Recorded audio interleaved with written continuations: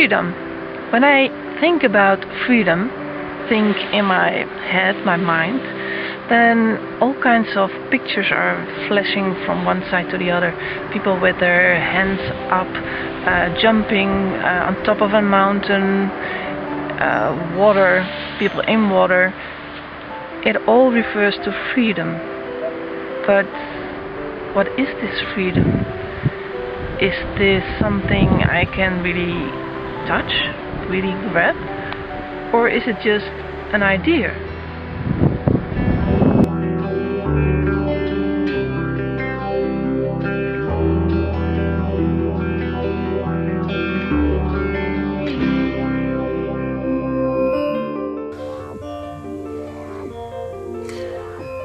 Freedom, a nice word, and it brings a lot of associations within the mind, without boundaries, without limits, doing whatever you want to do. Even as a child, this word attracts you. It's something you want to achieve, total freedom. But maybe it's a bit over-exaggerated. Because where in this current world do we see or experience freedom? And I mean freedom without an outflow of consequences. If freedom is wanting to do what I want to do, and I'm not considering what's best for all, then within my so-called freedom, I'm an abuser.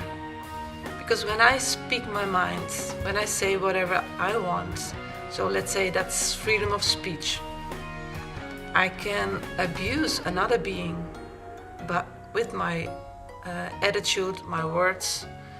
So the outflow, the consequences of freedom are not so funny here.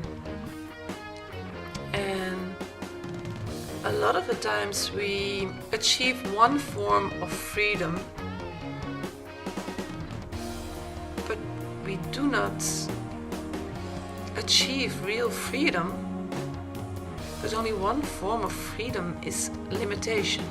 Let me explain it. My idea of freedom was, one of my definitions of freedom was living in a big spacious house. So I have been doing a lot of thinking about that. I had a big desire for this. And so I was within these thoughts accumulating this desire, and eventually it became a manifestation, because now I'm living in a big spacious house. But I forgot to manifest financial freedom, because now I'm living in a rented big house, and each month I have to see if I'm able to pay for it. So that's not real freedom. That is freedom within a lot of limitations. The most funniest interpretation or definition of freedom I've ever seen or heard was when one country is bringing freedom to another country.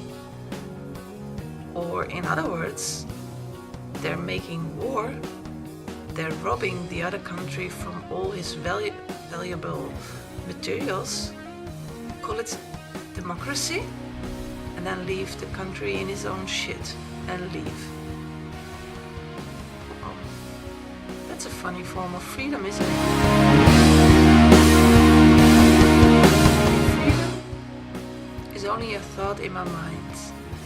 So therefore, it isn't real, because I cannot grab it, I cannot touch it. And whenever I experience my so-called freedom, it comes with consequential outflows. Then I have to say that freedom is always connected to fear.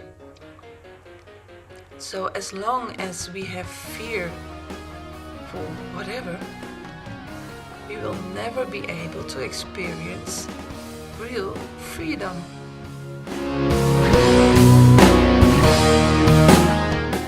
Real freedom is achievable, but then I'm talking about real freedom and not the freedom as we know it now. It's the freedom when we do not have any fear anymore. So how does that go? How do you achieve that? Well, in fact, it's simple. Because through self-forgiveness and self-honesty, you can free yourself from fears, emotions, feelings, thoughts that all come together in fear. As long as you're able to get rid of fear and act in the best interest of all, you can experience real freedom. But it has nothing to do with the freedom we desire now.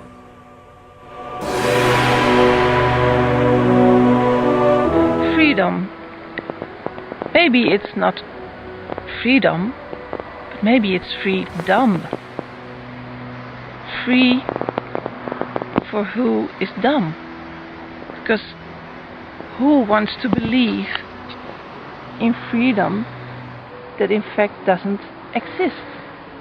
Only the dumb. So let us free ourselves.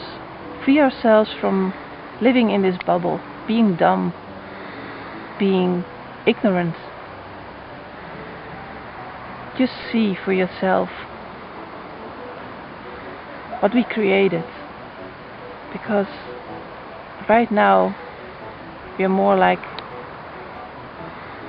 some kind of an autistic kind of species, living in our own bubble because we cannot bear reality. So let's get grip on our lives. Let's get a grip on our world and just for once and ever say no to fear. Freedom.